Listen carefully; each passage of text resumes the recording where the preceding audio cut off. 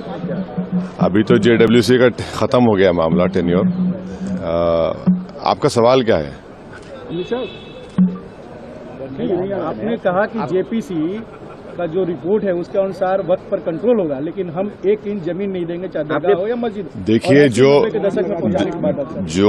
Final report दी गई है और जो बीजेपी के एमपीज ने जो अमेंडमेंट्स दिए, जो उनकी न्यूमेरिकल स्ट्रेंथ के ऊपर उन्होंने उसको पास करवा लिया, और अपोजिशन ने जो अमेंडमेंट्स दिए उसको हम लोग पास नहीं करवा सके क्योंकि हमारे पास स्ट्रेंथ नहीं थी।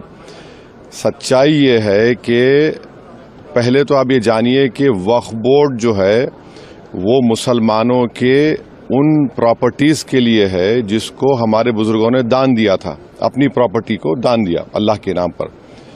उसमें मेंबर आप बना रहे हैं नॉन मुस्लिम को नंबर 1, और उसमें नॉमिनेट करेंगे। इलेक्शन नहीं होगा अभी स्टेट वक्फ बोर्ड में।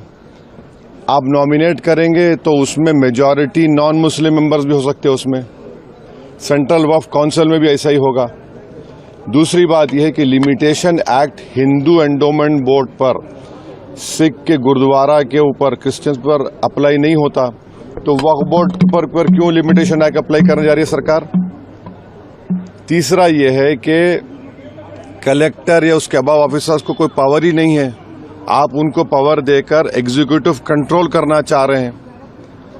चौथी बात यह है कि वक्फ बाय यूजर, जो वक्फ बाय यूजर है जिसको बाबरी मस्जिद राम मंदिर में सुप्रीम कोर्ट ने अपहेल्ड किया, उसके पैराग्राफ्स लिखे उसके बारे में, उस जजमेंट के मुताबिक राम मंदिर बन गई, और उस जजमेंट में जो वक्फ बाय यूजर के बारे में सुप्रीम कोर्ट ने कहा है, सरकार उसके बरक्स, उसके ऑपोजिट काम कर रही है।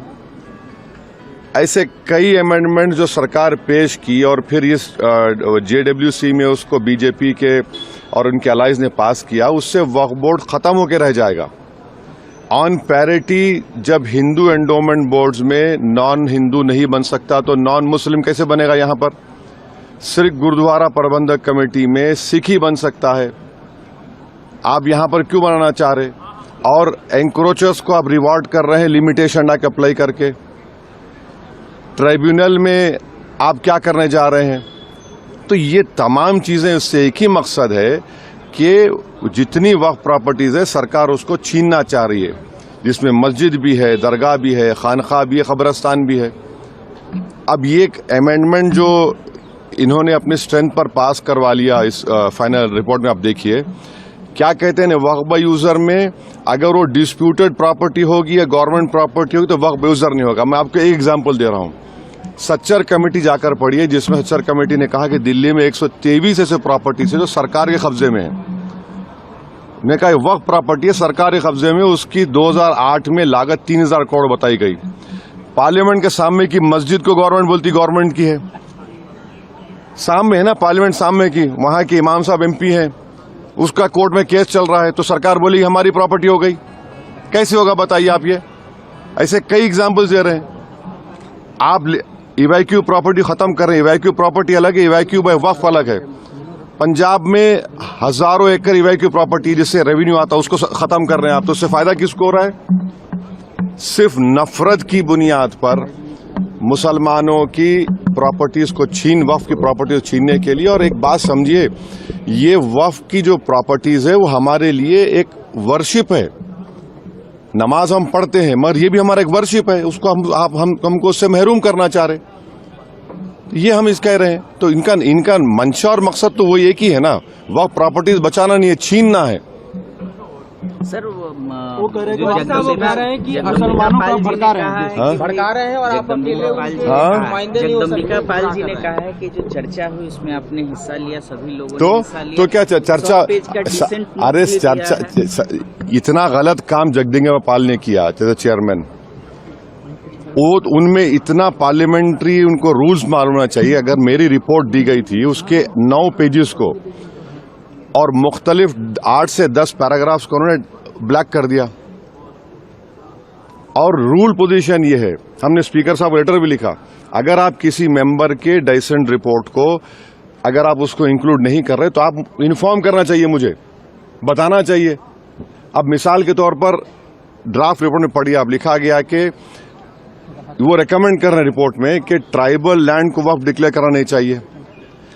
लीगली एक मुसलमान ट्राइबल हो सकता है, और इस पार्लियामेंट में 10 मर्तबा के एमपी एक मुस्लिम ट्राइबल थे, सईद साहब लक्षद्वीप के।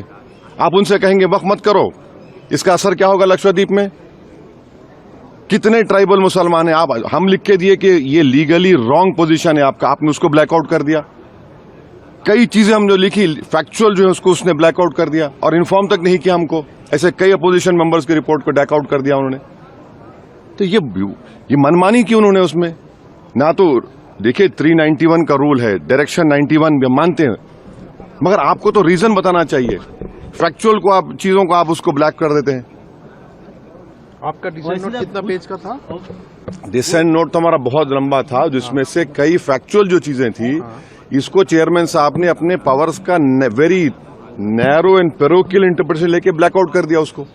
फिर हम लेटर लिखे स्पीकर साहब को, अपील किए उनको डायरेक्शन 91(2) में कि सर इसको आप इंक्लूड करिए, इसमें देखिए आप सच्चाई है इसमें पूरा, इसमें कोई गलती नहीं है। अब स्पीकर साहब के पास है वो। वैसे साहब लेकिन कुछ तो डाइल्यूट किया गया है। बिल्कुल क्या डाइल्यूट किया गया बताइए? नहीं आप बोलिए डाइल्यूट किया गया, बताइए बोलिए। वक्फ बाय यूजर वाले हम तो आपको एग्जाम्पल दे रहे हैं ना भैया। आप कह रहे हैं डिस्प्यूट हो गया गवर्नमेंट प्रॉपर्टी की, डिस्प्यूट के माने आपने लिखे उसमें, डिस्प्यूट कुछ भी हो जाएगा।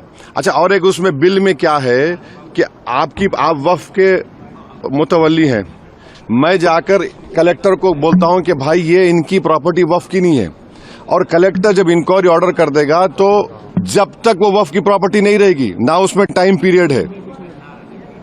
अब कलेक्टर इंक्वायरी लेगा, मेरी वक्फ प्रॉपर्टी खत्म हो गई, इंक्वायरी का टाइम लिमिट नहीं है। और कलेक्टर कौन होता है? कलेक्टर गवर्नमेंट अपॉइंट करती नहीं करती, तो ये सेपरेशन ऑफ पावर्स का वायलेशन भी है।